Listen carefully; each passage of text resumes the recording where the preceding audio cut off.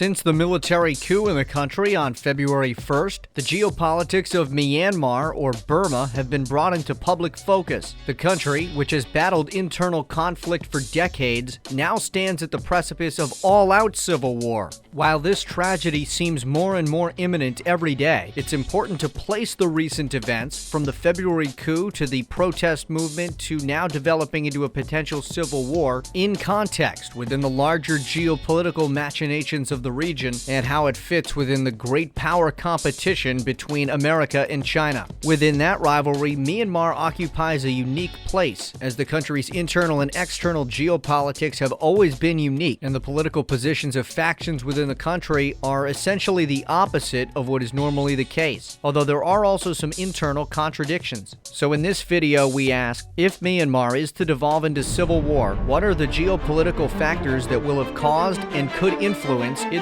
course?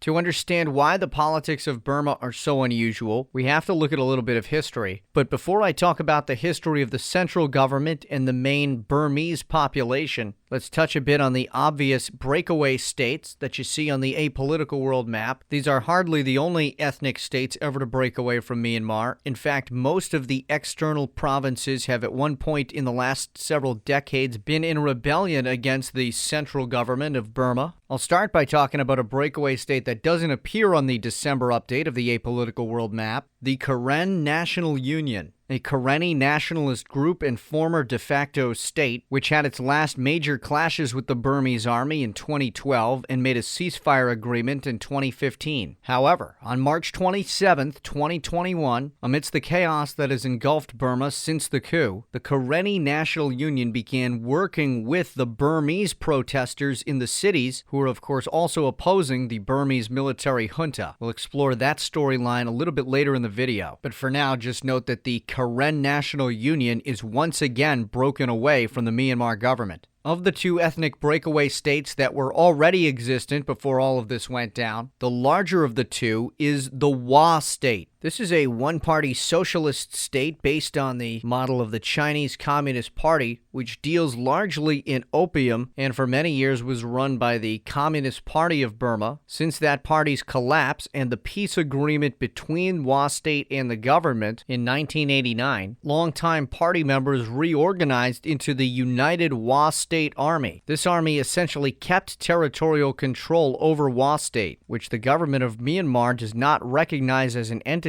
instead seeing it as part of the Shan state, the Shan being another ethnic group that in the past has rebelled against the central government. However, the Wa State Army prevented the reintegration of the area into the country, and eventually, in 2010, the Burmese central government acknowledged the situation by declaring it Special Zone Number 2, essentially an area where the government doesn't have control. Occasionally, though, since the 1989 ceasefire, there have been limited areas of cooperation between them. However, for all of the posturing about peace and the end of the drug trade, the Wa state has taken advantage of its friendlier relations with Yangon and expanded its opium-growing enterprises to its small southern territory, a territory the central government essentially conceded to it in Special Zone Number 2. Since 1995, the Communist Republic has been led by longtime Communist Party of Burma and United Wa State Army member Bao Yuzhang, who within the Wa state is referred to by his people as Chairman Bao. Again, there's so much more to touch on here, but I just want to give a brief summary of the situation. So you've got a socialist one-party breakaway state that's essentially a puppet of China. Then further to the north, you have the Kachin Independence Organization, which controls most of the Kachin state. Unlike the Wa state, the Kachin state is an official state of Myanmar. Thus, the Kachin state itself is separate from the breakaway government, which is the Kachin Independence Organization. This organization, also backed by its own army, has a rather interesting and ambiguous position vis-a-vis China. Its current war against the central government began in 2011. Before then, Kachin had reintegrated itself after decades of rebellion. However, the new Kachin breakaway effort since 2011 has coincided with the rise of neighboring communist China. While the CCP has assisted the Kachin rebels in some ways, it's also made business deals with the central government that are contingent on the Burmese army retaking Kachin territory. In fact, despite the CCP's puppet relationship with the Hua state and its friendlier-than-most relations with the Kachin Independence Organization, the Chinese Communist Party has for many years been very close to the Burmese army itself, and this really starts to get at the unique aspect of Burmese geopolitics. For example, should the country devolve into civil war, the CCP would likely support the Burmese military, while America and the rest of the classical world would support the government in exile and its rebel forces in Myanmar. This is, of course, the opposite of the way most Cold War-style conflicts play out. Usually, the army is the classicalist, traditionalist, aristocratic faction, and thus normally have the backing of the classical world, whereas anti-government protesters are often associated with the left, and thus in Cold War-type scenarios often drew in the support of socialist countries.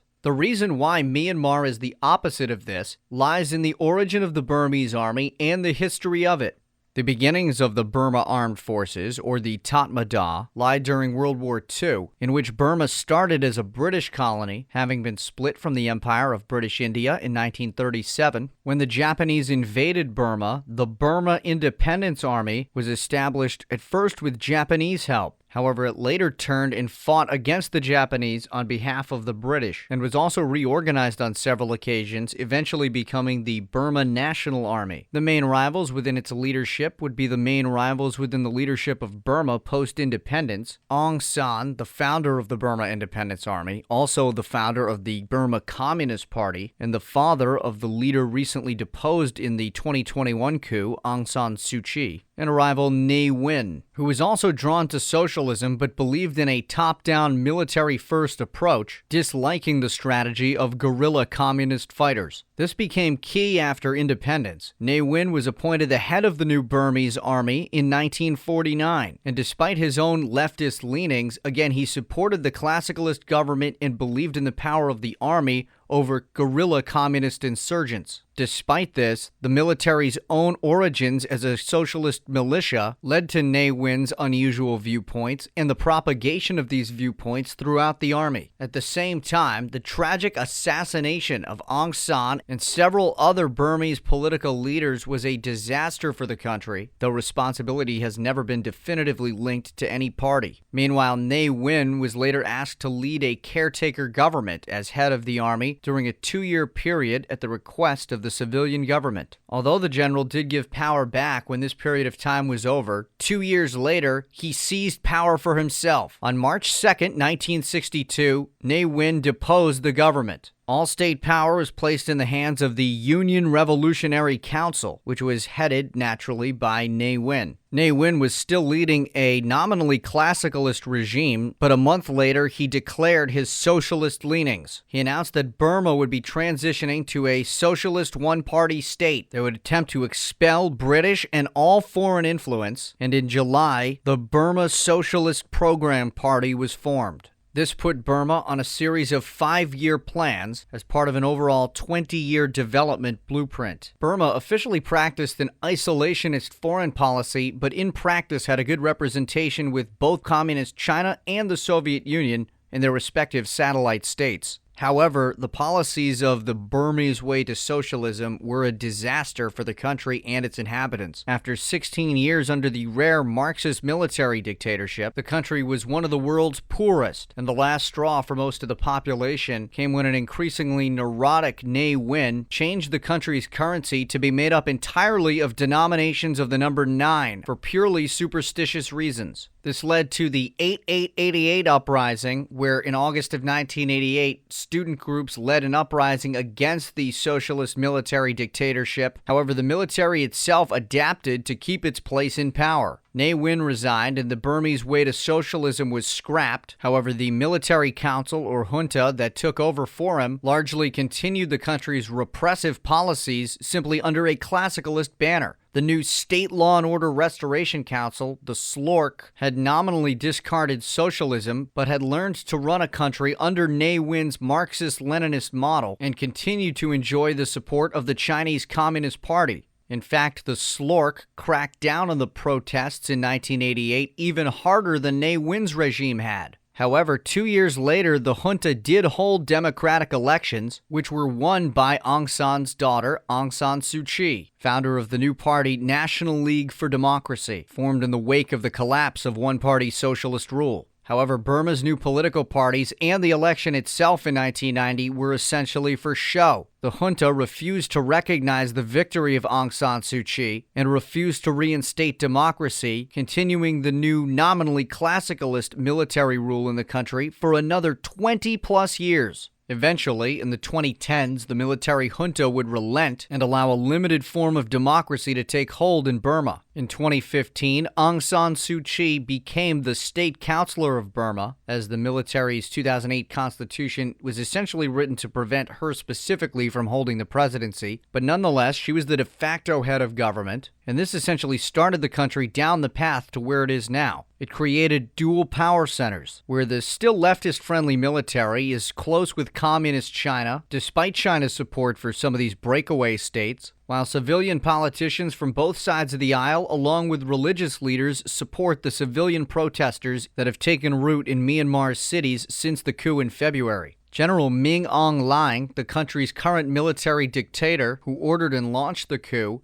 initially intended to try and subvert his opposition's support from classicalist powers such as America and Britain, a natural fit not only due to their opposition of the China-backed military, but also because of how well human rights plays in domestic politics within both Britain and America, whose populations on both sides of the aisle have expressed support for the Myanmar protesters. This is especially the case given the bad publicity for Min Aung Hlaing due to his culpability in the Rohingya crisis, where even during the recent era of civilian rule, Min Aung Hlaing ordered ethnic cleansing operations, supposedly due to the terrorist threat presented by these Bengali Muslims, as he calls them. But in reality, a large percentage of those exiled or massacred have been innocent civilians. This drew the ire of many of these same activists and put Min Aung Hlaing on their human rights blacklist, to the extent that if he had not staged a coup, he could have been facing a trial in The Hague, and thus cemented American and British opposition to the general's regime, and renewed support for his opposition and the associates of Aung San Suu Kyi. Thus, as opposed to accepting Min Aung Hlaing's offer of cooperation, America, Britain, Australia, and its other allies have instead slapped sanctions on the leaders of the Burmese army, including Min Aung Hlaing. Meanwhile, China has backed up the Tatmadaw, its longtime client. Simultaneously, as the situation in the streets of Yangon and other Burmese cities has devolved towards civil war and the ethnic conflicts have reignited around the periphery of Burma, the classical world is beginning to coalesce around a coalition that's beginning to form between the street protesters, some of whom are now being given military training in the new de facto Karenni state that was recently reestablished, the Karen National Union itself, the Wa State, the Kachin Independence Organization, possibly others of the peripheral ethnic independence armies, all of which have previously made ceasefire deals to reincorporate their territory into Burma, but could now follow the lead of the Karenni National Union and renege on their ceasefires. And lastly, the most important component of this coming together coalition, the Burmese government in exile, which is based in Thailand, formed from Aung San Suu Kyi's former cabinet after her arrest, and the body that essentially assumes the de facto leadership of the would-be Burmese opposition forces. Throughout this time, America and Communist China have been diplomatically sparring since 2012, which has of course intensified in the last 5 years due to China's increased foreign interference and propaganda, as well as their expansionist military policies and attempted global censorship of corporate media. In the last few months, during the time when Burma has teetered on the edge of civil war, there have been 2 more diplomatic spats between the CCP and America and its allies. The first was, of course, the highly contentious meeting between foreign offices in Alaska, while the second, which has gotten a lot less play, involves China attempting to assert another extensive territorial claim, this time attempting to barricade 200 fishing vessels together to prevent the Philippines from using Whitsun Atoll in the Spratly Islands. Any Burmese civil war that develops then, beyond just the breakaway states, would be liable to become a proxy war. Plus, any civil war would also involve many different multifaceted areas and many different ethnic groups with different motivations. Thus, any war would be a humanitarian disaster and could result in the complete Balkanization of Burma. This country stands at a fateful moment. However, the hope for a non-violent resolution wanes with each passing day, while the resolution of the protesters and the outer ethnic groups to fight increases. Already, over 500 have been killed just in the street protests, with dozens or hundreds more from the various outer ethnic armies likely having been killed. Thus, with each daybreak, Burma appears to draw nearer to the impending apocalypse. The world can only pray on behalf of these innocent souls that it is somehow averted. Thank you for watching. Please like, subscribe, donate on Patreon if you like this video, and check out the rest of our content, including the new home of the Apolitical World Map at apoliticalworldmap.org. Thank you again. I'm Alex. I'm out.